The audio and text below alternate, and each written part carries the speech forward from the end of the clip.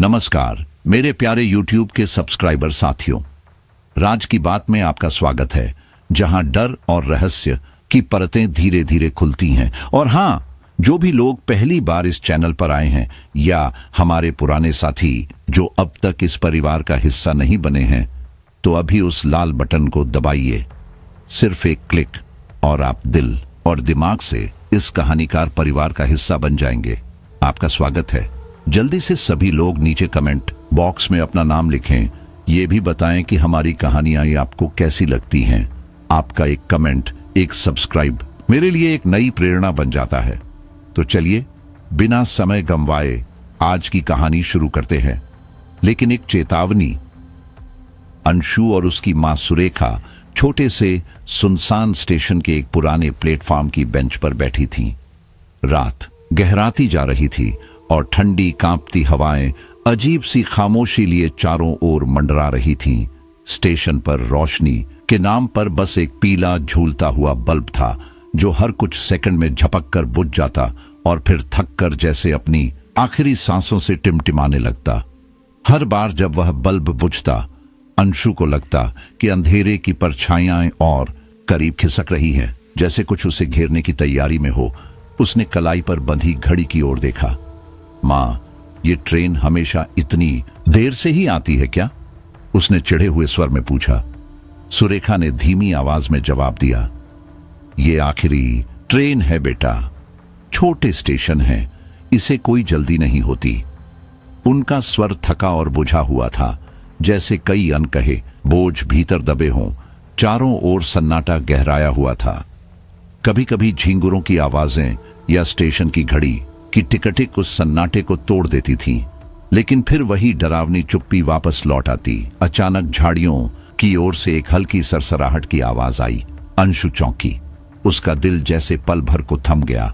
उसे लगा कोई है, कोई जो उन्हें घूर रहा है। उसने धीरे से गर्दन घुमाकर पीछे देखा, पर वहां कुछ नहीं था। मां, आपको कुछ अजीब नहीं लग रहा? उसने फुसफुसाते हुए पूछा। सुरेखा ने अपनी आंखें बंद कर ली। थक गई हो अंशु, ये सब तुम्हारा वहम है, उन्होंने कहा, लेकिन उनका चेहरा भी तनाव से खिंचा हुआ था।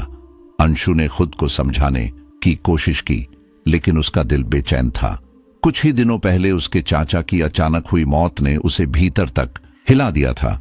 उनके जाने की खबर भी एकदम रहस्यमय थी, आधिकारिक तौर पर दुर्घटना, लेकिन अंशु को यकीन था कि कोई गहरी बात छुपी है। तभी एक ठंडी हवा का झोंका आया और प्लेटफॉर्म पर पड़े पुराने अखबारों के पन्ने उड़ डालने लगे। बल्ब फिर से बुझ गया। इस बार अंधेरा और भी गहरा था। अंशु ने अपनी मां की ओर देखा। सुरेखा सिर झुकाए चुप बैठी थी। वह कुछ कहने ही वाली थी कि तभी प्लेटफॉर्म के कोने से किसी के रोने की धीमी आवाज आई। आवाज हल्की थी, लेकिन उसमें ऐसा दर्द था जो सीधे दिल को चीर दे। वह ठहर गई। उसने इधर उधर देखा, कुछ नहीं था, पर आवाज धीरे धीरे तेज होने लगी। धड़कनें तेज हो गईं। कोई है वहां? अंशु ने कांपती आवाज में पूछा, पर जवाब में सिर्फ वही पुरानी खामोशी वापस लौटी। और तभी दूर से ट्रेन की सीटी और इंजन की गड़गड़ाहट सुनाई दी। आवाज पास आती जा रही थी। अंधेरे के बीच अंशु को यकीन हो गया, ये रात सामान्य नहीं थी। वो आवाज जो कोने से आ रही थी अचानक गायब हो गई, एकदम ऐसे जैसे किसी ने उसे बंद कर दिया हो। उसके रोंगटे खड़े हो गए। मां, ट्रेन आ रही है, चलो, उसने झकझोरते हुए कहा। सुरेखा ने थकी हुई आंखों से उसे देखा और धीरे धीरे खड़ी हो गई। ट्रेन अब प्लेटफॉर्म पर रुक चुकी थी। वह एक बेहद पुरानी खड़खड़ाती हुई ट्रेन थी। उसके डिब्बे इतने जीर्ण शीर्ण थे कि लग रहा था जैसे वे किसी भी पल बिखर सकते हैं। इंजन से निकलता गाढ़ा काला धुआं ठंडी हवा में अजीब सी सिहरन भर रहा था। अंशु और सुरेखा ने अपना सामान उठाया और सबसे पास वाले डिब्बे की ओर बढ़ी। डिब्बे के भीतर घुप अंधेरा था। अंशु ने जेब से मोबाइल निकाला और टॉर्च ऑन की। सीटें धूल और मकड़ी के जालों से भरी थीं। खिड़कियों पर लगे पुराने पर्दे फटे हुए लटक रहे थे। चारों ओर ऐसा सन्नाटा था जैसे वहां सदियों से कोई नहीं आया। ये डिब्बा खाली क्यों है? अंशु ने फुसफुसाकर पूछा। शायद इस वक्त कोई और यात्री नहीं, सुरेखा ने थकी आवाज में कहा। ट्रेन ने एक झटका लिया और धीरे धीरे चलने लगी। खिड़की से बाहर सिर्फ काले घने पेड़ दिखाई दे रहे थे। ठंडी हवा और ट्रेन की रुक रुक कर चलती गड़गड़ाहट माहौल को और भी डरावना बना रही थी। सुरेखा ने आंखें मूंदी और सिर पीछे टिकाकर सोने की कोशिश करने लगी, लेकिन अंशु को चैन नहीं आ रहा था। अंदर ही अंदर बेचैनी बढ़ती जा रही थी। कुछ मिनटों बाद डिब्बे के कोने से फिर एक आवाज आई, धीमी, सरसराती, किसी अजनबी भाषा में बुदबुदाती हुई। अंशु ने टॉर्च की रोशनी को चारों ओर घुमाया। कोई नहीं था। तभी खिड़की के बाहर उसे कुछ तेज दौड़ती हुई परछाई नजर आई। वो इतनी तेज थी कि उसका चेहरा साफ नहीं दिखा, लेकिन वो चेहरा उसके चाचा से मिलता जुलता था। उसका दिल जैसे छलांग मारने लगा। वह सीधे बैठ गई। ट्रेन की लाइट बार बार झपकने लगी, जैसे कोई उन्हें बंद करना चाहता हो। उसने एक ठंडी सांस ली। यह सफर अब एक आम सफर नहीं रह गया था। अंशु को महसूस हुआ, ट्रेन के इस डिब्बे में वे दोनों अकेली नहीं थीं। डिब्बे में गाढ़ा सन्नाटा छाया हुआ था। खिड़की के बाहर दिखी परछाई ने उसकी धड़कनों को और तेज कर दिया था। वह हर कुछ मिनट बाद इधर उधर देखती, लेकिन कोई दिखाई नहीं देता। सुरेखा अब गहरी नींद में थी। अंशु उन्हें जगाना चाहती थी, लेकिन न जाने क्यों डर की वजह से हिम्मत नहीं कर पा रही थी। तभी ट्रेन की रफ्तार धीमी होने लगी, जैसे किसी घने अज्ञात जंगल के बीच रुकने वाली हो। डिब्बे के कोने से एक हल्की सरसराहट सुनाई दी। अंशु ने तुरंत मोबाइल की टॉर्च ऑन की और आवाज की दिशा में देखा। कोने में एक पुरानी भारी जैकेट पड़ी थी। वह ठिठक गई। पूरी ट्रेन खाली थी, कोई यात्री नहीं। फिर यह जैकेट यहां कैसे? धीरे धीरे वह उस जैकेट की ओर बढ़ी। हाथ आगे बढ़ाया और जैसे ही उसने जैकेट को छुआ, जैकेट हिलने लगी। अंशु की सांसें रुक गईं। वह चीखने ही वाली थी कि जैकेट के पीछे से एक धुंधली आकृति उभरी, कहीं से निकलती हुई, जैसे धुएं से बनी हो। आकृति धीरे धीरे स्पष्ट होती गई और फिर सामने खड़ा चेहरा। उसे देखते ही अंशु की आंखें फटी की फटी रह गईं। वो उसके चाचा थे, लेकिन वैसा चेहरा उसने पहले कभी नहीं देखा था। विकृत, दर्द से भरा हुआ और आंखों में अजीब सी चमक, एक गहराई जो जैसे अंशु की आत्मा को चीर कर देख रही थी। वो कुछ कहना चाह रहे थे, लेकिन उनके होंठ नहीं हिले, सिर्फ आंखें, एक चेतावनी जैसी। और अंशु समझ गई, यह ट्रेन सिर्फ एक सफर नहीं थी, यह कुछ और था, कुछ ऐसा जो उन्हें वापस नहीं आने देगा। माफ कर दो अंशु, एक धीमी कांपती हुई आवाज ने रात के सन्नाटे को चीर दिया। अंशु का शरीर जैसे जम सा गया। उसकी सांसें अटक गईं। गर्दन धीरे से घुमाई और देखा, सामने उसके चाचा खड़े थे, लेकिन वो तो मरे हुए थे। चाचा? अंशु की आवाज फुसफुसाहट में बदल गई। गला सूख गया था। मैं मर चुका हूं। उनके लहजे में एक थकान भरी शांति थी, लेकिन साथ ही एक असहनीय बेचैनी भी। पर चैन नहीं है, मुझे तुम्हारी मदद चाहिए। उनकी आवाज में ऐसी कंपी थी जो इंसानी नहीं लग रही थी, ठंडी, भीतर तक छू जाने वाली। अंशु के रोंगटे खड़े हो गए। किस चीज की मदद? वह बमुश्किल कह पाया। मेरी आत्मा एक पुराने रहस्य में उलझी हुई है। जब तक वो रहस्य सुलझेगा नहीं, मुझे मुक्ति नहीं मिलेगी। कौन सा रहस्य? वो खजाना जो मैंने खो दिया। खजाना? अंशु की आंखों में हैरानी तैर गई। मुझे अपनी अधूरी इच्छाएं पूरी करनी है अंशु। अंशु की सोच की परतें खुलने लगीं। उसके चाचा की मौत तो एक हादसे के तौर पर मानी गई थी, पर अब लग रहा था जैसे उस हादसे के पीछे कुछ और था, कोई गहराई, कोई छुपा हुआ सच। तुम्हें क्या चाहिए? अंशु की आवाज कांप रही थी। खजाने को ढूंढो। मेरी आत्मा को शांति तभी मिलेगी, पर याद रखना, यह सफर आसान नहीं होगा। तुम अकेली नहीं हो। जो भी खजाने के करीब जाएगा खतरे में रहेगा। उनके शब्द जैसे हवा में गूंजते रहे। फिर उनकी आकृति धीरे धीरे धुएं में बदलकर गायब हो गई। अंशु डर के मारे अपने सीट पर गिर गई। ट्रेन एकाएक रफ्तार पकड़ चुकी थी, लेकिन डिब्बे में सन्नाटा पसरा हुआ था। उसके कानों में अब भी वही वाक्य गूंज रहा था, खजाना, रहस्य, आत्मा की पीड़ा। उसने बगल में सो रही मां सुरेखा को देखा। वो गहरी नींद में थी, जैसे किसी सम्मोहन में। उसका दिल जोरों से धड़क रहा था। खजाना? कौन सा खजाना? अंशु ने खुद से बुदबुदाते हुए सवाल किया। उसे अब वो सारी बातें याद आने लगीं जो पहले सिर्फ बचपन की कल्पनाएं लगती थीं। चाचा रवि हमेशा पुरानी किताबों में डूबे रहते थे, धूल भरे संदूकों को खंगालते, पुराने नक्शे देखते। एक बार उसने उन्हें छत पर किसी संदूक को खोलते देखा था, लेकिन तब वह छोटी थी और इन चीजों को बस शौक समझकर नजरअंदाज कर दिया था। अब उसे दादा की कही एक पुरानी बात याद आई। हमारा परिवार एक खजाने का रक्षक है, बहुत पुराना, बहुत कीमती। उसे छिपा दिया गया ताकि वह सुरक्षित रहे। तब वह सिर्फ एक कहानी थी, अब वो हकीकत लग रही थी। उसने याद किया, चाचा की मौत एक अजीब परिस्थिति में हुई थी। उनकी लाश एक सुनसान नदी के किनारे मिली थी। किसी ने नहीं पूछा था कि वो वहां क्यों गए थे, पर अब अंशु को यकीन था वो मौत सिर्फ एक हादसा नहीं थी। उसी वक्त ट्रेन एक जोरदार झटके के साथ रुक गई। उसका दिल जैसे सीने से बाहर आ जाएगा। उसने खिड़की से झांका। बाहर सिर्फ घना अंधकार था, न कोई स्टेशन, न कोई संकेत। ट्रेन घने जंगल के बीचों बीच ठहर गई थी। फिर डिब्बे में कुछ सरसराने जैसी आवाज आई। उसने चारों ओर देखा, कुछ नहीं, लेकिन इस बार आवाज उसके बेहद करीब से आ रही थी।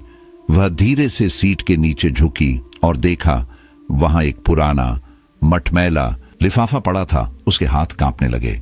उसने लिफाफा उठाया और खोला। भीतर एक पुराना नक्शा था। अंशु की सांसें थम गईं। यही नक्शा उसने बचपन में चाचा के हाथ में देखा था। वही रहस्यमय चिन्ह, वही लाल स्याही से बने निशान। उसने नक्शे को गौर से देखा। यही तो है शुरुआत। अब वो जान चुकी थी, खजाना सिर्फ एक कहानी नहीं था, ये उसकी किस्मत बन चुका था। पर यह सफर कितना खतरनाक होगा, इसका अंदाजा उसे तब तक नहीं था। उसने नक्शा मोड़कर अपने बैग में रखा। उसकी उंगलियां अब भी कांप रही थीं। यह नक्शा यहां कैसे पहुंचा? क्या चाचा चाहते थे कि मैं इसे पाऊं? जैसे ही उसने सवालों की लहर को रोकने की कोशिश की, ट्रेन फिर से चल पड़ी। खिड़की से बाहर अंधकार और भी गहरा हो चुका था। पेड़ अब ट्रेन के साथ भागते हुए जान पड़ते थे। ट्रेन के भीतर एक भयावह सन्नाटा था। सुरेखा अब भी गहरी नींद में थी।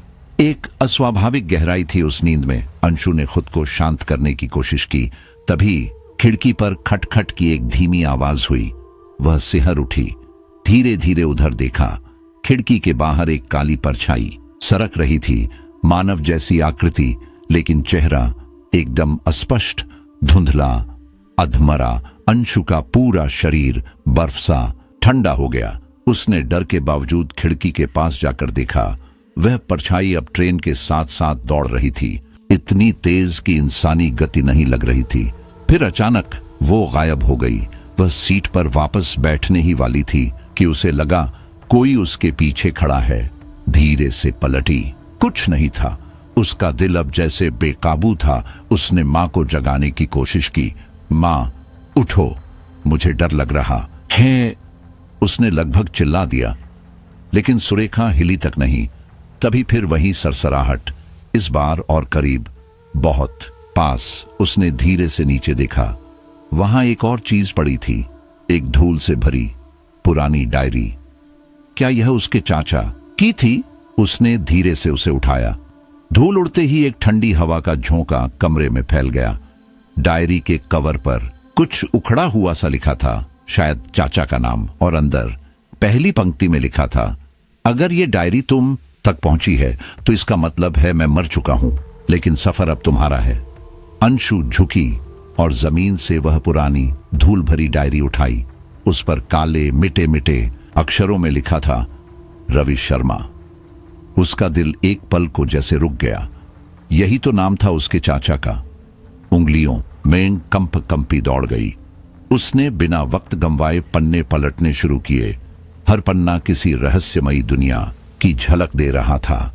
अजीब चिन्ह उलझी रेखाएं, कुछ समझ नहीं आ रहा था, लेकिन हर पंक्ति जैसे कुछ छुपा रही थी। आखिरी पन्ने पर लिखा था, जिसने खजाने को छूने की कोशिश की वह मौत के करीब पहुंच गया। सावधान रहना, इस रास्ते पर परछाइयां तुम्हारा पीछा करेंगी। शब्दों ने जैसे उसकी आत्मा को झकझोर दिया। अंशु की आंखें फटी की फटी रह गईं, गला सूख गया। क्या यह सच में उसके चाचा की आखिरी चेतावनी थी? क्या वाकई उनकी मौत खजाने के कारण हुई थी?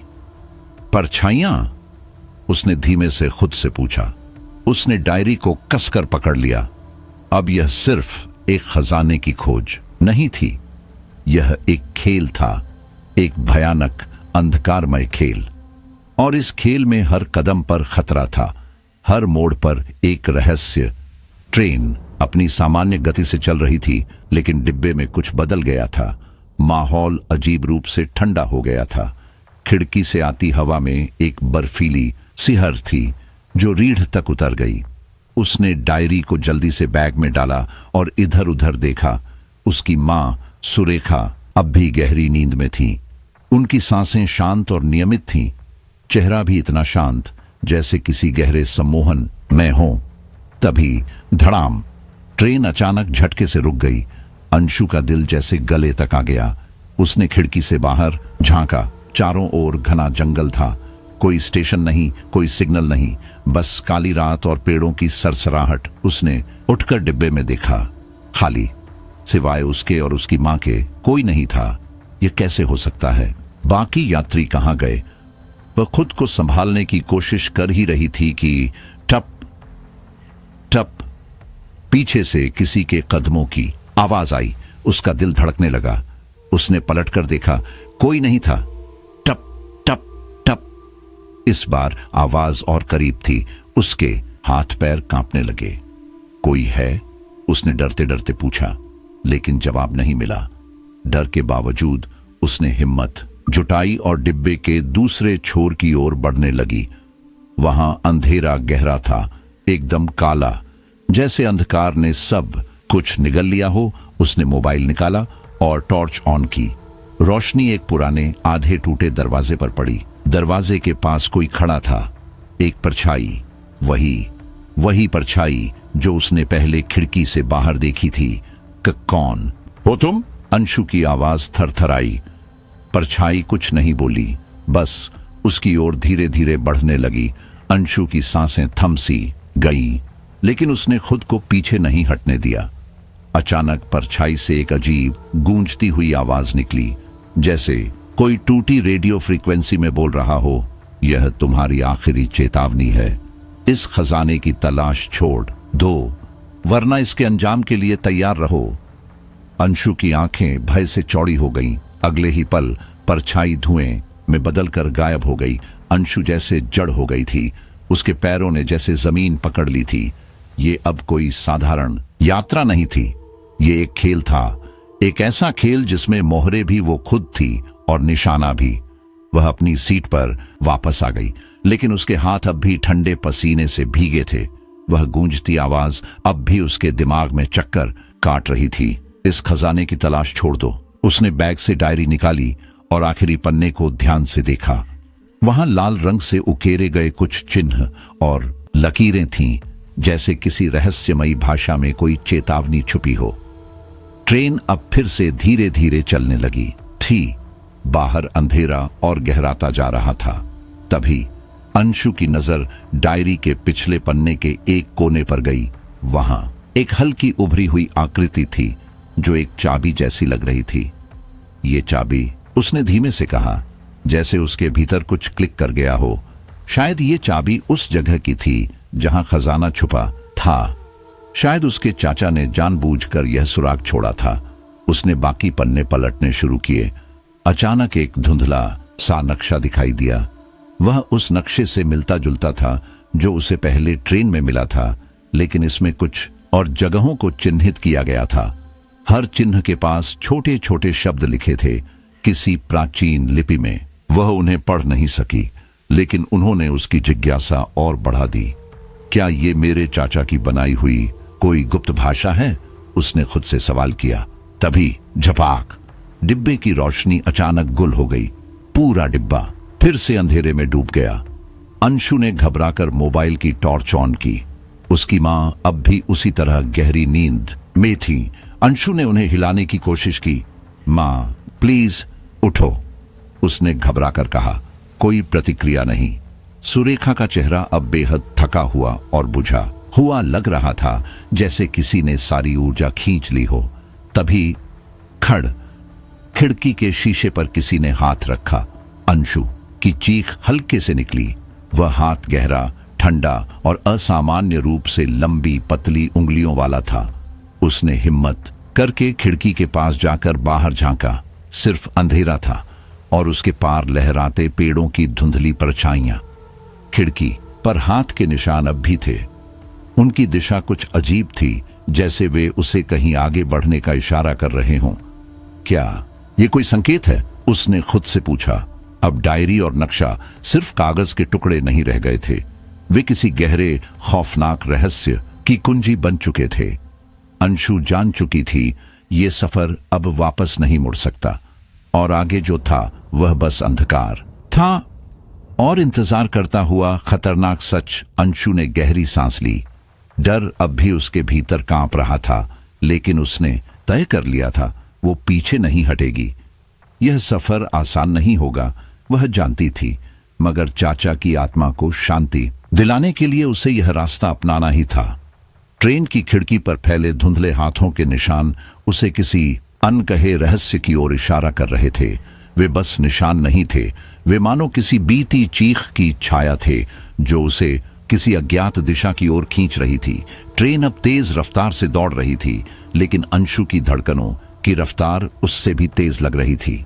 उसने खिड़की से बाहर झांकने की कोशिश की, लेकिन बाहर घना अंधकार पसरा था। पेड़ों की अजीब छायाएं ऐसे हिल रही थीं जैसे कोई उनमें छिपा हो, देख रहा हो, या शायद इंतजार कर रहा हो। उसके बैग में रखी पुरानी डायरी और नक्शा उसकी उंगलियों को महसूस हो रहे थे, जैसे वो उसे छूकर बुला रहे हों। उसने बैग से नक्शा निकाला और मोबाइल की टॉर्च जलाकर उस पर नजर दौड़ाई। एक जगह लाल रंग का चिन्ह बना था। उसके ठीक पास छोटे छोटे अक्षरों में लिखा था खंडहर। खंडहर, वह बुदबुदाई। उसने नक्शे को और ध्यान से देखा। उस चिन्ह के पास एक नदी की आकृति बनी थी। उसका दिल कांप उठा। यह वही नदी हो सकती है जहां चाचा की लाश मिली थी, उसने खुद से कहा। वह खुद को समझाने की कोशिश कर ही रही थी कि ट्रेन एक झटके से धीमी हुई और फिर रुक गई। चारों ओर सन्नाटा छा गया। अब क्या हुआ? अंशु ने घबराकर पूछा, मानो कोई सुन रहा हो। ट्रेन किसी छोटे वीरान स्टेशन पर रुकी थी। स्टेशन पर ना कोई यात्री था, न कोई स्टाफ। धुंधले बोर्ड पर लिखा था खंडेपुर। खंडेपुर। अंशु की पीठ में एक सिहरन दौड़ गई। यह नाम उसने डायरी में पढ़ा था। वही नाम, वही जगह। उसने तुरंत मां को हिलाया। मां, हमें उतरना चाहिए, ये जगह जरूरी है। लेकिन सुरेखा मानो किसी गहरी नींद में डूबी थी, बिल्कुल अचेत। अंशु ने उन्हें फिर से हिलाया, पुकारा। कोई प्रतिक्रिया नहीं। कांपते दिल से उसने फैसला किया, उसे अकेले जाना होगा। उसने मां को कंबल से ढक दिया, बैग उठाया और ट्रेन से उतरकर सुनसान प्लेटफॉर्म पर आ गई। ठंडी हवा उसके कपड़ों को चीरती हुई हड्डियों तक पहुंच रही थी। हर सांस के साथ डर भीतर घुलता जा रहा था। स्टेशन के बाहर एक टूटी फूटी सड़क जंगल की ओर जाती दिखी। एक पुराना जंग खाया साइन बोर्ड झूल रहा था, खंडहर 2 किलोमीटर। उसके पांव जैसे खुद ब खुद उस दिशा में बढ़ने लगे। हर कदम के साथ उसका दिल जैसे चीख रहा था, रुक जा। लेकिन कोई अदृश्य ताकत उसे खींच रही थी। जंगल में घुसते ही वातावरण बदल गया। हर तरफ अजीब सी आवाजें थीं, कभी हवा की सिसकियां तो कभी सूखे पत्तों की रहस्यमयी सरसराहट। वो चारों ओर देखती रही, पर कहीं कोई नहीं था। कुछ ही दूरी पर एक पुरानी हवेली के खंडहर दिखाई दिए। टूटे हुए दरवाजे, दीवारों पर जमी काई और हवाओं में फैली एक सड़ी सी गंध। अंशु का दम घुटने लगा। यह वही हवेली थी नक्शे पर बना चिन्ह अब उसके सामने वास्तविक रूप में खड़ा था। उसने एक लंबी सांस ली, डर को निगला और अंदर कदम बढ़ाया। जैसे ही वह दरवाजे के पास पहुंची, एक पुरानी घंटी खुद ब खुद बज उठी। टन टन टन। आवाज इतनी तेज थी कि पूरे जंगल में गूंज उठी। अंशु ठिठक गई। वह जान गई थी वह रहस्य के बहुत करीब आ चुकी है। हवेली के अंदर अजीब सी ठंडी हवा बह रही थी, जिसमें सड़ी लकड़ी और जलते हुए मांस की दुर्गंध मिली हुई थी। अंशु ने कांपते हाथों से टॉर्च जलाया। उसकी रोशनी में कमरा थोड़ा उजला हुआ। अंदर का दृश्य डरावना था। जली हुई दीवारें, टूटे हुए फर्श, बिखरे हुए फर्नीचर के टुकड़े और जगह जगह भागते चूहे। दीवारों पर अजीब चित्र बने थे, एक राजा, एक खजाना और एक अभिशाप। क्या ये वही खजाना है? अंशु ने खुद से पूछा। उसने चित्रों को गौर से देखा। कुछ आकृतियां डायरी और नक्शे के चिन्हों से मेल खा रही थीं। तभी ऊपर की मंजिल से किसी के चलने की आवाज आई। ठक ठक ठक। उसने तेजी से मुड़कर देखा, पर वहां कोई नहीं था। आवाजें अब और करीब आ रही थीं। उसने अपनी सांस रोक ली, फिर डरते डरते ऊपर जाने वाली पुरानी सीढ़ियों की ओर देखा। सीढ़ियां इतनी जर्जर थीं कि मानो उसके वजन से ही टूट जाएंगी। फिर भी वह चढ़ने लगी। हर कदम पर लकड़ी चरमरा रही थी। अंधेरा और गहराता जा रहा था। जैसे ही वह ऊपर पहुंची, एक बड़ा कमरा उसके सामने खुला। कमरे के बीचों बीच एक पुरानी लकड़ी की मेज थी और उस पर रखा था एक संदूक। संदूक पर ताला लगा था, वही चाबी का निशान जो डायरी में देखा था।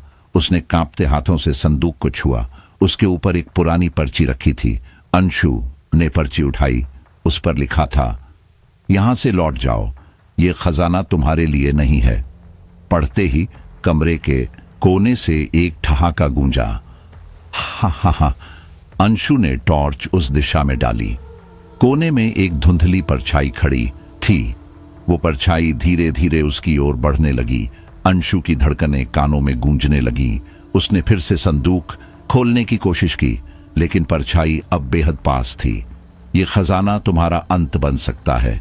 परछाई की आवाज गूंज उठी, गहराई और भय से भरी हुई। सोच लो, आगे बढ़ना है या लौट जाना है। अंशु ने हिम्मत जुटाई। उसकी आवाज कांप रही थी, पर आंखों में संकल्प था। मैं यहां अपने चाचा की आत्मा को मुक्त करने आई हूं। एक पल के लिए परछाई चुप हो गई, मगर कमरे की हवा कांप उठी। तापमान गिरने लगा। सर्दी इतनी तेज थी कि उसकी सांसें जमने लगीं। अंशु जानती थी अब वापसी का कोई रास्ता नहीं। उसने डर से कुछ कदम पीछे लिए, लेकिन उसका दिल अब भी किसी अनदेखी उम्मीद से भरा था। उसने आंखें बंद की और अगला कदम बढ़ाया। मैं डर नहीं सकती, अंशु ने खुद से फुसफुसाया, लेकिन उसकी आवाज में कंपन साफ था। उसने अपनी मुट्ठियां भींच लीं और मजबूती से आगे बढ़ी। उसके सामने वो पुराना संदूक था जो खंडहर की दीवारों के बीच धूल और सड़ांध से घिरा पड़ा था। कमरे में पसरा अंधकार अब और भी सघन हो गया था और परछाई अभी भी वहीं थी, चुप, स्थिर, लेकिन महसूस होने लायक। जैसे ही अंशु संदूक के पास पहुंची, एक बर्फीली हवा का झोंका उसकी गर्दन से टकराया, मानो किसी ने उसके कान में फूंक मारी हो। उसके शरीर में एक कंपी दौड़ गई। तुम नहीं जानती कि तुम क्या कर रही हो। परछाई की आवाज अब गहराई में गूंज रही थी, डरावनी और भेदती हुई। अंशु ने बिना जवाब दिए टॉर्च की रोशनी संदूक पर डाली। ऊपर जड़ा हुआ ताला जंग से सना था, मानो सदियों से किसी ने उसे छुआ ही न हो। उसने उसे खोलने की कोशिश की, लेकिन ताला हिला तक नहीं। तभी अचानक जैसे किसी अदृश्य ताकत ने उसके हाथ को खींचा हो। ताले में एक झटका आया। लकड़ी की तेज चरमराहट के साथ वह संदूक खुल गया। उसने संकोच भरे हाथों से ढक्कन उठाया। अंदर एक पुरानी धूल भरी किताब पड़ी थी। किताब के ऊपर एक फटा हुआ चित्र रखा था, वही राजा जो हवेली की दीवारों पर बनी पेंटिंग्स में था। लेकिन इस चित्र की आंखें वे एकदम अलग थीं। उनमें एक अजीब सी चेतना थी, मानो वह उसे घूर रही हो, जीती जागती आंखें। क्या है? अंशु ने बुदबुदाया और किताब को बाहर निकाला। जैसे ही उसकी उंगली किताब की सतह से टकराई, एक चिंगारी निकली, तेज, नीली और जलन छोड़ती हुई। कमरे की हवा हिलने लगी, जैसे दीवारें सांस ले रही हों। हवेली की दीवारों में दरारें पड़ने लगीं। हवा अब एक तूफान में बदल गई थी। अंशु के बाल हवा में बिखर गए, उसका दिल तेजी से धड़कने लगा और तभी परछाई उसके ठीक सामने आ खड़ी हुई। तुमने जो किया उसका परिणाम भुगतना होगा, वह बोली। उसकी आवाज अब बिजली की गड़गड़ाहट जैसी थी, सख्त, ठंडी, निर्णायक। ये खजाना तुम्हारे लिए नहीं है, ये एक शाप है, एक अभिशाप जो सब कुछ नष्ट कर देता है। अंशु हिल गई। उसके हाथ में अब भी किताब थी और उसकी उंगलियां कांप रही थीं, लेकिन वह पीछे नहीं हटी। मेरे चाचा, उसने धीरे से कहा, मानो खुद से ही पूछ रही हो। क्या तुम इसी खजाने की वजह से फंसे थे? परछाई चुप रही। जवाब की जगह कमरे में अचानक एक अजीब आवाज गूंजी। किताब के पन्ने खुद ब खुद पलटने लगे। एक अनजानी भाषा में मंत्र उभरने लगे, गूंजते हुए डरावनी लय में। अब तुमने जो छेड़ा है वही गूंजती हुई आवाज आई। उसे पूरा करना होगा। अंशु ने एक गहरी सांस ली और कांपते हाथों से किताब के पन्नों को पलटना शुरू किया। जैसे जैसे पन्ने पलटते गए, किताब में छुपे हुए रहस्य बाहर आने लगे। एक पन्ने पर एक रहस्यमयी चित्र उभरा, एक प्राचीन द्वार जिसके पास एक व्यक्ति खड़ा था। उसके हाथ में कोई प्रतीक था, शायद कोई जादुई चिन्ह। चित्र के नीचे एक वाक्य लिखा था, यदि तुम चाहती हो कि यह शाप टूटे तो तुम्हें उस द्वार तक जाना होगा। उसकी आंखों में हल्की चमक आ गई। यह द्वार कहां है? उसने खुद से पूछा, लेकिन उसे महसूस हो गया था कि उसका रास्ता अब तय हो चुका है। क्या तुम उस द्वार तक पहुंच पाओगी? परछाई की आवाज फिर गूंजी, अब और तेज और धमकी देती हुई। यह तुम्हारा अंतिम इम्तिहान है और शायद तुम असफल हो जाओ। मैं पीछे नहीं हटूंगी, अंशु ने फुसफुसाते हुए कहा। उसकी आंखों में अब डर नहीं बल्कि संकल्प था। उसने किताब को कसकर पकड़ा और चित्र की ओर अपनी उंगली बढ़ाई। जैसे ही उसकी उंगली चित्र को छूती है, कमरे की दीवारें हिलने लगती हैं। अंधेरे में एक सुरंग जैसा रास्ता बनता हुआ महसूस होता है। वह खंडहर की गहराई में उतरने लगी। हर कदम के साथ अंधकार और सघन होता गया। चारों ओर से अजीब सी आवाजें आ रही थीं, कभी धीमी बड़बड़ाहट, कभी किसी के पैरों की खामोश चहलकदमी, तो कभी अनजाने विलाप की गूंज। लेकिन अंशु डरी नहीं। किताब में दिखाया गया संकेत उसका मार्गदर्शन कर रहा था। तुम सही रास्ते पर नहीं हो, अंशु। परछाई की वह गहरी सिहरन पैदा करने वाली आवाज अचानक से फिर सुनाई दी। वह रुक गई, पलटी, पर कोई नहीं था, सिर्फ अंधेरा था और उसकी अपनी सांसों की आवाज। उसने खुद को फिर से समेटा और चलती रही। आगे एक बड़ा लंबा कक्ष था, पूरी तरह उजड़ा हुआ। दीवारों से झड़ती हुई ईंटें, फर्श पर टूटी हुई मूर्तियां और एक भयानक सन्नाटा। अचानक टॉर्च की रोशनी ने कुछ अजीब आकृतियां दिखाई, जैसे दीवारों पर उभरी कोई लकीरें। वे लकीरें धीरे धीरे चमकने लगीं और फिर जलती हुई नुकीली रेखाओं में बदल गईं, जो किसी प्राचीन तंत्र मंत्र के चिन्ह जैसी थीं। यह क्या हो रहा है? उसने बुदबुदाया। किताब को जैसे ही उसने अपने हाथ से हटाया, वो लकीरें उसके हाथों तक पहुंच गईं, उसकी त्वचा पर जलती हुई छाप छोड़ती हुई। एक तेज दर्द की लहर उसके शरीर में दौड़ गई। उसकी सांसें अब तेज हो गईं। उसके मन में भ्रम फैलने लगा। क्या मैंने कोई बहुत बड़ी गलती कर दी है? क्या यह सब वास्तव में एक शाप है? परछाई अब फिर सामने थी, इस बार और भी पास। उसकी आंखों में सिर्फ नफरत थी। तुमने उसे जगा दिया है, वह धीमे मगर कंपकंपाती आवाज में बोली। अब तुम खुद ही उसकी कीमत चुकाओगी। किताब उसके हाथ में कांप रही थी, मानो वह खुद डर गई हो। लेकिन अंशु ने फिर से किताब खोली। एक और चित्र उभरा, वही द्वार, और उसके पास एक वाक्य, यदि तुम द्वार तक पहुंची तो मुक्ति संभव है। मैं जाऊंगी, उसने खुद से कहा। मैं इस द्वार तक जरूर पहुंचूंगी। वह अब और गहराई में उतरने लगी। खंडहर की अंधेरी और तंग गलियों में उसके कदम बिना रुके चल रहे थे। हर मोड़ पर कोई न कोई डरावनी आवाज आती, लेकिन अब उसका मन स्थिर था। हर गूंजती फुसफुसाहट, हर रहस्यमय कंपकंपी के बावजूद वह बढ़ती रही। लेकिन उसके मन में अब भी एक सवाल गूंज रहा था, क्या यह द्वार सच में शाप तोड़ेगा या यह सिर्फ एक और जाल है? उसने किताब को कसकर पकड़ा और द्वार की दिशा में चलती रही। उसकी यात्रा अब एक अनजाने, अनदेखे लेकिन अनिवार्य अंजाम की ओर बढ़ रही थी। कमरे की छत जगह जगह से टूटी हुई थी, लकड़ी की बीमों से धूल झर रही थी और कोने में एक जर्जर कई साल पुराना चूल्हा पड़ा था, जैसे सालों से किसी ने उसे छुआ तक न हो। दीवारों पर कुछ पुरानी लकीरें उभर आई थीं, जैसे किसी ने कोयले या नुकीले पत्थर से उन्हें खींचा हो। ये लकीरें एक ही दिशा में जा रही थीं, एक पुराने अजीब से दिखने वाले दरवाजे की ओर। अंशु ने अपने टॉर्च की रोशनी उस दरवाजे पर डाली। उसके ठीक ऊपर कुछ लिखा था, लेकिन नमी और समय की मार ने शब्दों को धुंधला कर दिया था। वह थोड़ा और पास गई, आंखें सिकोड़ी और पढ़ने की कोशिश की। जब टॉर्च की रोशनी सीधी शब्दों पर पड़ी तो उसने पढ़ा, यह द्वार नहीं, तुम्हारा परीक्षण है। उसके शरीर में सिहरन दौड़ गई, दिल की धड़कन कुछ पल के लिए थम गई। परीक्षण? उसने बमुश्किल खुद से फुसफुसाते हुए कहा। उसने गहरी सांस ली, अपनी घबराहट को काबू करने की कोशिश की। यह सब एक कल्पना हो सकती है या फिर नहीं, वह सोचती रही। कदम दरवाजे की ओर बढ़े, लेकिन वह अपने आप नहीं खुला। अंशु ने हैंडल को खींचने की कोशिश की, ठंडा और भारी। उसने एक पल के लिए रुककर खुद से कहा, मुझे पता है यह सही नहीं है, लेकिन मुझे इसे जानना है। जैसे ही उसने दरवाजे के पास पांव रखा, एक झटका सा महसूस हुआ। एक अनजानी ऊर्जा उसके शरीर में उतर गई।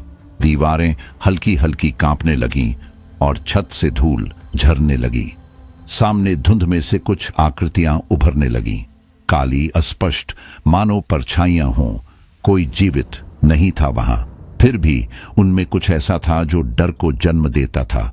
तुमने जो किया है, अब उसका परिणाम भुगतना होगा। एक भारी फटी हुई आवाज गूंजी। अंशु की सांसें तेज हो गईं, लेकिन उसने डर को खुद पर हावी नहीं होने दिया। उसने फिर से उस दरवाजे को देखा। अब वह उसे सिर्फ एक रास्ता नहीं, बल्कि किसी अनंत अंधेरे की ओर जाने वाला प्रवेश द्वार लग रहा था। मैं इस शाप से मुक्ति पाऊंगी, उसने खुद से कहा, आवाज धीमी मगर दृढ़। मैं डर से नहीं भाग सकती। उसने हाथ बढ़ाया और दरवाजा धकेलने की कोशिश की। उसी क्षण दरवाजे के किनारों से तेज चुभती हुई रोशनी फूटी और दरवाजा चरमराकर खुल गया। उसके सामने जो दृश्य था वह किसी भी तर्क से परे था। भीतर एक विशाल पुराना कक्ष था, काई और धूल से भरा। दीवारें समय की परतों से झुकी हुई। बीचों बीच एक चौकी थी, संगमरमर की बनी, और उसके चारों ओर बिखरे थे खजाने के अवशेष, जैसे किसी भूले हुए युग के साक्षी हों। ये वही खजाना है, उसने बुदबुदाया, जिसका जिक्र किताबों में था, पर यह सोने चांदी का खजाना नहीं था। पुरानी धूल भरी किताबें थीं, विचित्र आकृतियों वाले वस्त्र और कुछ अजीब पहचान से परे वस्तुएं। लेकिन सबसे ज्यादा ध्यान खींचती थी संगमरमर की चौकी पर रखी एक मूर्ति। वह मूर्ति किसी पुरुष की थी, आंखें गहरी, दर्द से भरी, मानो वह कुछ कहना चाहता हो। उसके हाथ में एक सिक्का था, चमकदार और परिचित। यही है, अंशु ने सरसराती आवाज में कहा। वही सिक्का। वह मूर्ति की ओर बढ़ी। हर कदम भारी लग रहा था, लेकिन उसकी जिज्ञासा उससे कहीं ज्यादा भारी थी। जैसे ही उसने सिक्के को छुआ, एक तेज ऊर्जा उसकी उंगलियों से होते हुए पूरे शरीर में फैल गई। कमरा कांप उठा। दीवारों की लकीरें पहले से कहीं ज्यादा गहरी और चमकदार हो गईं। उनके भीतर से जैसे कोई पुराना दबी आवाज बोलने लगी थी, अब तुम इससे बंध चुकी हो। अंशु की आंखें फैल गईं। उसने घबराकर सिक्का छोड़ दिया। सिक्का अपने आप चौकी पर लौट आया, लेकिन अब उसमें कुछ बदल चुका था। वह पहले से ज्यादा चमकदार था, जैसे उसे कोई देख रहा हो। वह पीछे हट गई, पर उसकी नजर सिक्के से नहीं हट रही थी। अब क्या? उसके मन में सवालों का तूफान था, लेकिन जवाब कहीं नहीं था। वह जानती थी अब वह वापसी की राह पार कर चुकी है। साहस जुटाकर उसने फिर से सिक्के की ओर हाथ बढ़ाया। जैसे ही उसकी उंगलियां फिर से सिक्के के पास पहुंची, पूरा कमरा धुएं से भर गया। तेज घना धुआं, जैसे स्याही किसी हवा में घुल गई हो। अंशु ने खांसते हुए आंखें बंद की, सांसें रुकने लगी। फिर मानो किसी ने उसकी कलाई पकड़ ली हो। एक ताकत ने उसे अपनी ओर खींचना शुरू कर दिया। उसने चीखने की कोशिश की, लेकिन आवाज कहीं गुम हो गई, जैसे वो धुएं में समा गई हो। क्या यही अंत है? एक पल को उसे लगा वह अब कभी वापस नहीं जा पाएगी। लेकिन फिर जैसे अचानक सब कुछ थम गया, धुआं छंटने लगा। उसके सामने अब एक नई जगह थी, एक दूसरी दुनिया। वह खंडहर, वो खजाना, सब गायब हो चुके थे। चारों ओर सिर्फ धुंध थी, घनी, रहस्यमय। वह अब एक ऐसे स्थान पर थी जहां न समय का कोई मोल था, न दिशा का। ये कहां आ गई हूं मैं? वह फुसफुसाई, आंखें चारों ओर घुमाई, लेकिन कुछ भी परिचित नहीं था। कहीं कोई रास्ता नहीं था, न कोई संकेत, न कोई आहट। फिर हवा में एक धीमी सी लहर उठी और एक हल्की आभा सामने उभरने लगी, धीरे धीरे, जैसे कोहरा किसी रोशनी को रास्ता दे रहा हो। अंशु उसकी ओर बढ़ी, एक कदम, फिर दूसरा। जैसे जैसे वह पास गई, रोशनी तेज होती गई। फिर उसके सामने एक गोलाकार द्वार प्रकट हुआ, वास्तव में विशाल पत्थरों से बना, और उस पर जटिल आकृतियां उकेरी हुई थीं। क्या यही है अगला परीक्षण? उसने खुद से पूछा, और जवाब सिर्फ वही द्वार था, मौन, रहस्यमय और अब भी बुलाता हुआ। यह द्वार किसी दूर, अनदेखी और अदृश्य दुनिया की सीमा पर स्थित था, मानो यथार्थ और रहस्य के बीच का एक पुल हो। द्वार के केंद्र में एक प्राचीन पत्थर रखा था, जिसकी सतह पर अजीब से संकेत उकेरे गए थे। वही संकेत जो अंशु ने उस रहस्यमयी किताब में देखे थे, लेकिन अब वे संकेत मंद नीली रोशनी में चमक रहे थे, जैसे किसी दूसरी दुनिया की सांसें उनमें समाई हों। पत्थर के चारों ओर अचानक कुछ लकीरें उभर आईं, जैसे किसी अदृश्य हाथ ने उन्हें खींचा हो। अंशु ने एक विचित्र खिंचाव महसूस किया, मानो कोई शक्ति उसे उस पत्थर को छूने के लिए मजबूर कर रही थी। वह अनायास ही आगे बढ़ी, उसका हाथ कांपता हुआ पत्थर की सतह की ओर गया। जैसे ही उसकी उंगलियां उस पत्थर को छूती हैं, एक तीव्र ऊर्जा उसकी नसों में दौड़ गई, एक सिहरन जो रीढ़ की हड्डी से होती हुई उसकी आत्मा तक पहुंची। चारों ओर हवा गूंजने लगी, जैसे कोई अदृश्य चेतावनी दी जा रही हो। पत्थर के आसपास की जमीन में हलचल होने लगी और हवा में कुछ फुसफुसाहटें गूंजी। एक गहरी गूंजती आवाज आई, तुमने जो किया अब उसकी कीमत चुकानी होगी। अंशु की आंखों में डर था, पर भीतर कुछ और भी जाग रहा था, एक तीव्र जिज्ञासा और साहस। उसने खुद से फुसफुसाते हुए कहा, मैं इसे पार करूंगी। उसके भीतर एक नई ऊर्जा का संचार हो रहा था, जैसे किसी छुपी शक्ति ने उसे छू लिया हो। वह द्वार के पास पहुंची और दोनों हाथों से उसे धकेलने लगी। द्वार के पैनल ठंडे और भारी थे, पर जैसे ही उन्होंने झटका खाया, सामने अंधकार से भरी एक नई दुनिया खुल गई। उस दुनिया का कोई स्पष्ट आकार नहीं था, यह निराकार थी, मगर विशाल और गूंजती हुई। हवा में एक नमी थी, एक अजीब सी गंध जो डर और रहस्य का मिश्रण थी। क्या यही उसकी मंजिल थी, या सिर्फ एक और परत उस रहस्य की जिसे वह समझने की कोशिश कर रही थी? अब पीछे नहीं मुड़ सकती, उसने मन ही मन कहा, और पहला कदम उस रहस्यमय धरती पर रखा। उसके पैर के जमीन छूते ही हवा में एक कंपन हुआ। अंशु ने महसूस किया कि कुछ बदल गया था। वातावरण अचानक भारी हो गया था और अंधेरे में कहीं से हल्की रोशनी धीरे धीरे फैलने लगी थी, जैसे किसी अदृश्य शक्ति ने उसके आने को महसूस कर लिया हो। हर कदम के साथ उसका मन गहराई में डूबता जा रहा था। समय और स्थान जैसे अपनी परिभाषा खो चुके थे। चारों ओर घनी धुंध तैर रही थी और हवा में तैरती फुसफुसाहटें किसी अन्य लोक की प्रतीत हो रही थीं। कोई है यहां, उसने अपने आप से कहा। आंखें गड़ाकर उस धुंध को देखने की कोशिश करती हुई, लेकिन वहां कोई नहीं था। सिर्फ उसकी धड़कनें और दूर दूर तक फैली अजीब सी आवाजें, डर और सन्नाटा जैसे हाथ पकड़कर उसे आगे खींच रहे थे। उसने अपने कदम तेज किए। उसका ध्यान बार बार उस द्वार की ओर जा रहा था जिससे वह आई थी। वह अब समझ चुकी थी, यह कोई साधारण द्वार नहीं था, बल्कि एक मानसिक और आत्मिक परीक्षा थी। यह उसकी आत्मा का दर्पण था, जहां उसे अपने ही भय और रहस्यों का सामना करना था। तभी सामने एक विशाल जंगल उभर आया। यह जंगल वैसा नहीं था जैसा सामान्यतः होता है।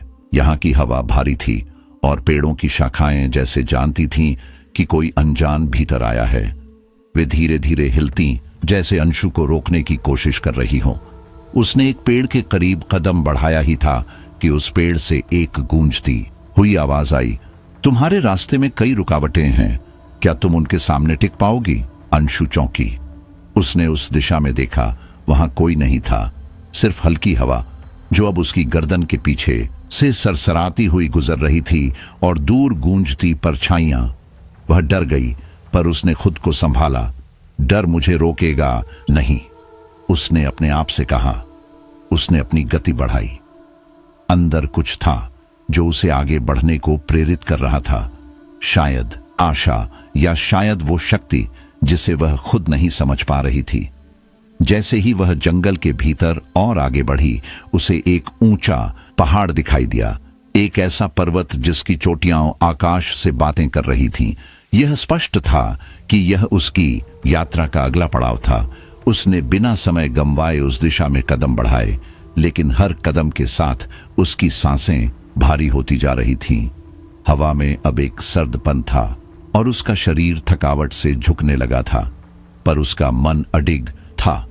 मुझे शाप से मुक्ति चाहिए, मुझे इस पहाड़ की चोटी तक पहुंचना ही होगा। जैसे ही वह पहाड़ के आधार पर पहुंची, उसके सामने एक गहरी खाई दिखाई दी। खाई इतनी अंधेरी थी कि उसमें झांकते ही उसके शरीर में सिहरन दौड़ गई। अगर मैं इसमें गिर गई, उसने सोचा, तो शायद कभी बाहर ना निकल पाऊं। पर पीछे मुड़ना अब कोई विकल्प नहीं था। वह धीरे धीरे खाई की ओर बढ़ी। तभी एक तेज हवा का झोंका आया और उसी के साथ एक और आवाज गूंजी, तुम क्या कर रही हो? क्या तुम सच में तैयार हो? वह ठिठकी।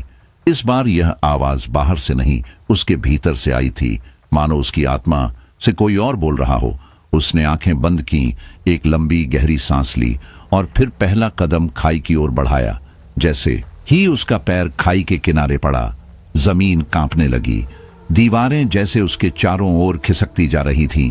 हर कदम के साथ खाई सिकुड़ रही थी, मानो परीक्षा अब और कठिन हो चली हो। लेकिन अब वह रुकने वाली नहीं थी, जैसे कोई अदृश्य ताकत उसे भीतर खींचने की कोशिश कर रही हो। अंशु ने पूरी ताकत से खुद को थामे रखा। उसकी सांसें अनियमित थीं, लेकिन कदम धीरे धीरे खाई के किनारे से उस पार बढ़ते गए। हर एक कदम जैसे एक युद्ध था। खाई अब पीछे छूट चुकी थी, पर सामने जो था वह और भी भयावह लग रहा था। एक विशाल स्याह पहाड़ जिसकी छोटी धुंध और रहस्य में लिपटी हुई थी। अभी वह अपनी सांसें भी पूरी तरह संभाल नहीं पाई थी कि अचानक हवा में एक गूंजती हुई आवाज उभरी, तुमने यह किया, लेकिन क्या तुम शाप से मुक्त हो सकोगी? क्या तुम उस शक्ति का सामना कर सकोगी? उस आवाज में एक अजीब कंपन था, जैसे किसी प्राचीन आत्मा की चेतावनी। अंशु का दिल जोरों से धड़कने लगा। उसकी हथेलियां ठंडी पड़ चुकी थीं, पर उसके इरादे अब और भी मजबूत हो गए थे। मैं वापस नहीं जाऊंगी जब तक ये सब खत्म न कर लूं, उसने मन ही मन खुद से कहा। अब बस कुछ ही कदम बाकी थे पहाड़ की चोटी तक। उसने गहरी सांस ली और अंतिम कदम बढ़ाया। सामने एक विशाल गुफा का मुंह दिखाई दिया, काली, गूंगी और भयंकर। गुफा के भीतर घना अंधकार पसरा हुआ था, लेकिन कहीं भीतर से एक हल्की रहस्यमयी रोशनी छनकर बाहर आ रही थी। यह वही स्थान था जहां से वह शाप से मुक्ति पा सकती थी, या फिर हमेशा के लिए खो सकती थी। उसने हौले से गुफा में कदम रखा। जैसे ही वह भीतर गई, ठंडी हवा की एक लहर उसकी त्वचा को छू गई। वह हवा केवल ठंडी नहीं थी, उसमें एक गंध थी जैसे किसी प्राचीन खजाने या लंबे समय से बंद किसी कमरे की। वह गंध उसके भीतर तक उतर गई, पुरानी यादों और किसी भूले हुए डर को जगाती हुई। गुफा की दीवारें काई से ढकी हुई थीं और हर तरफ एक गूंजती सी खामोशी थी। लेकिन वहीं गुफा के मध्य में रखा एक विशाल पत्थर था, जिससे एक धीमी नीली रोशनी निकल रही थी, मानो वह उसे बुला रही हो। क्या ये वही है? उसने खुद से पूछा और पत्थर की ओर धीमे कदमों से बढ़ने लगी। हर कदम के साथ उसका दिल और तेज धड़कने लगा। डर और उत्सुकता का एक अजीब मिश्रण उसके भीतर दौड़ रहा था। अचानक एक तीखी गूंजती आवाज गुफा की दीवारों से टकराकर उभरी। तुम यहां तक पहुंच गई हो, लेकिन क्या तुम समझती हो कि तुम्हें क्या करना है?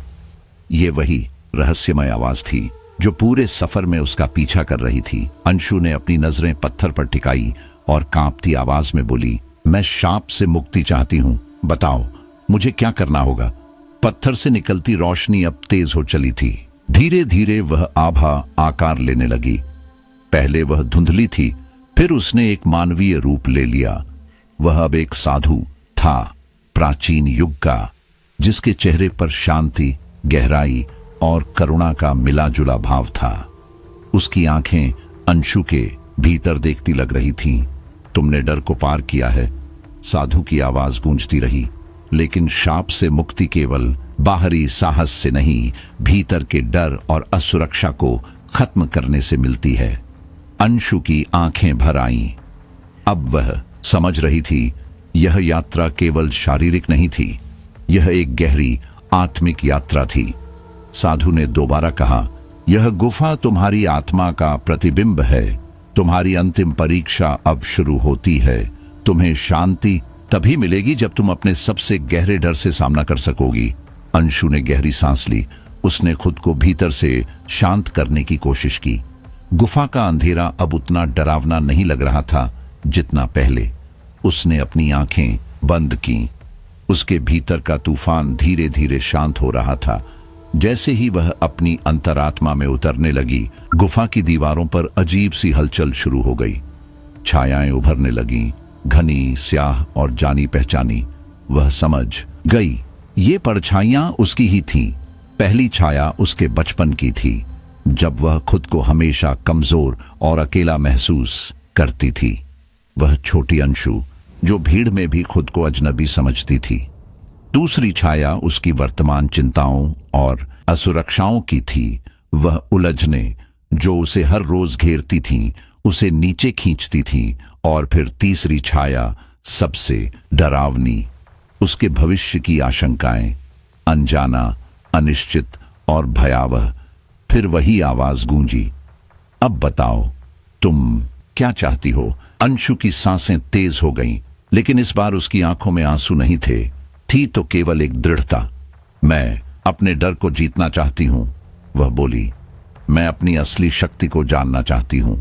जैसे ही उसने यह कहा, छायाएं हिलने लगीं, मानो किसी अदृश्य शक्ति ने उन्हें जकड़ लिया हो।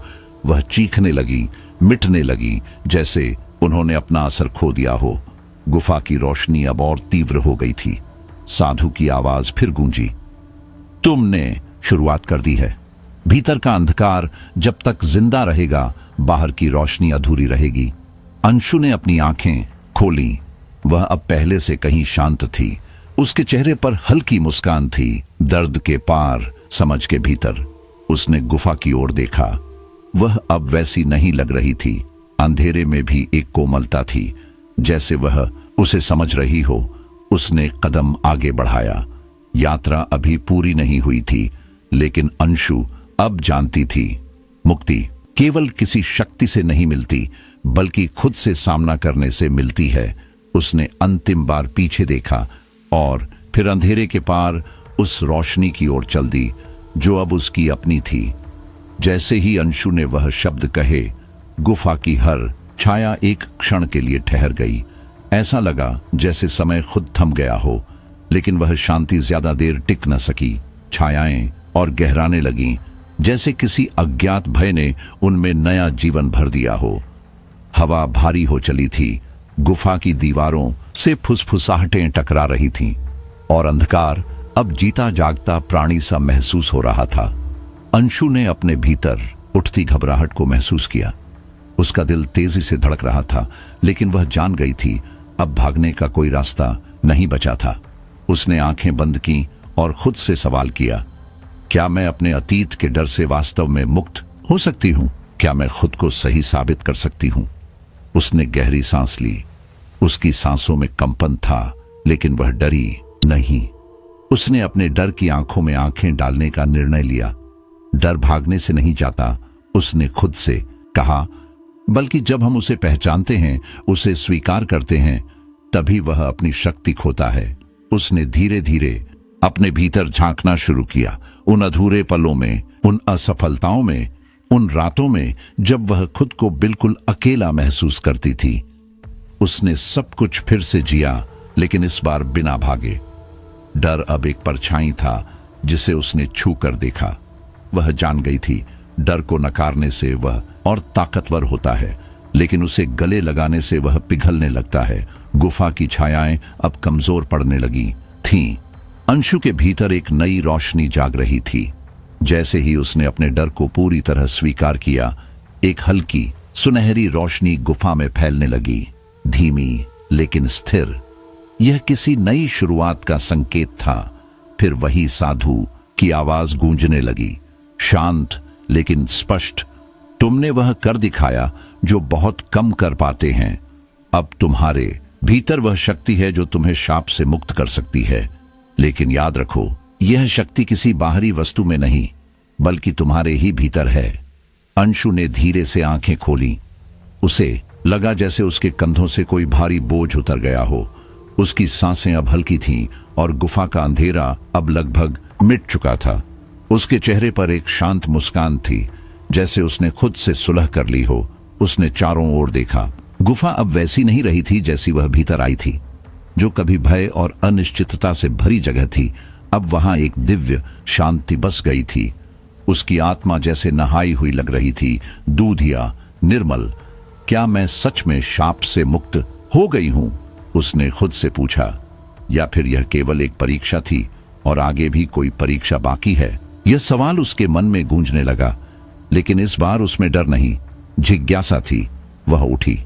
अब उसकी चाल में संकोच नहीं, आत्मविश्वास था।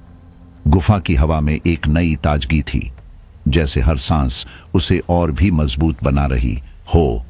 वह आगे बढ़ी और थोड़ी दूरी पर उसे एक विशाल द्वार दिखाई दिया। यह वही द्वार था जो उसने अपनी यात्रा की शुरुआत में देखा था। अब वह उसके सामने पूर्ण रूप से प्रकट था।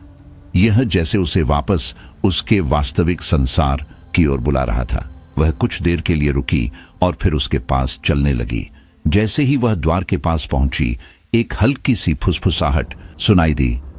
तुम्हारे मार्ग में अब कोई रुकावट नहीं है।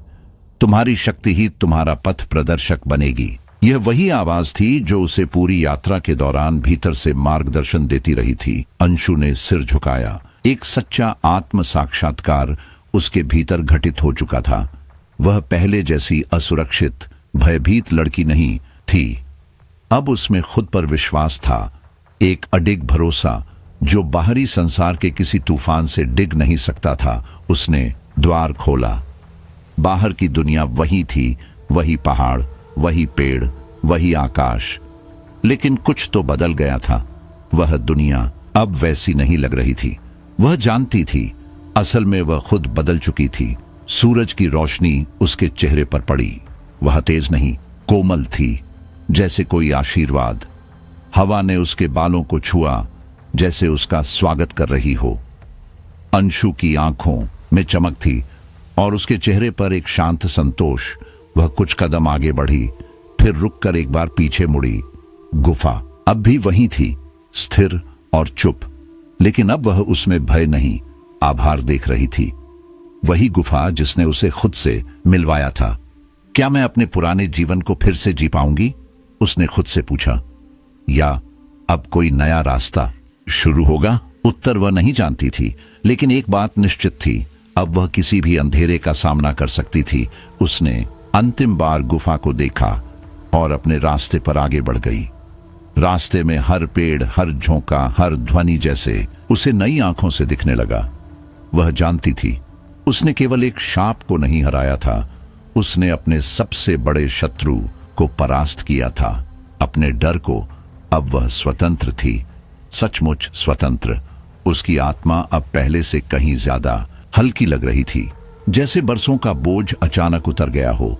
उसके कदम पहले की तरह थरथराते नहीं थे, अब उनमें एक नई दृढ़ता थी। आंखों में एक अलग चमक थी, जैसे किसी रहस्य को जान लेने का सुकून और आत्मविश्वास हो। जब वह अपने गांव पहुंची तो दोपहर ढल रही थी।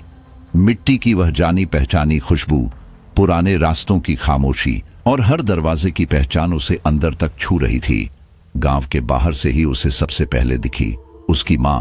वह आंगन में तुलसी के पौधे को पानी दे रही थी और तभी उनकी नजर पड़ी उस पर। अंशु, माँ की आवाज कांप उठी और जैसे ही उन्होंने यकीन किया कि सामने वही है, उनकी आंखों से आंसू बह निकले।